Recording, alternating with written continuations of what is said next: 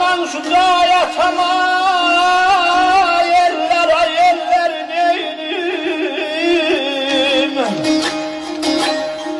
belem harayma sarıyım.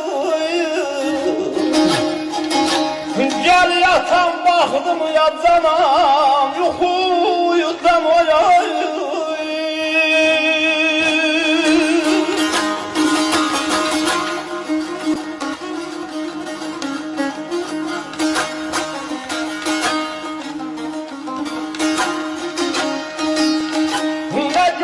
Güneş var yerlere yerler neylim,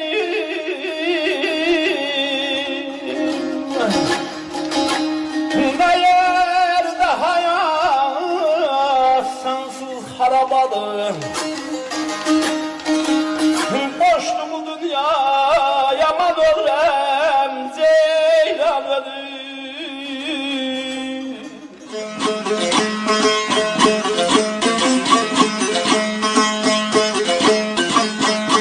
Ey ana yurdum Azerbaycan, Kızıl Gülistan güzel, uza dağlar yaşıl bağlar, sümbüzler ovşan güzel, şirin şerbet bulakları, geçt eder ceyranı güzel, konak söver düz saklıyar, merfetli insanı güzel.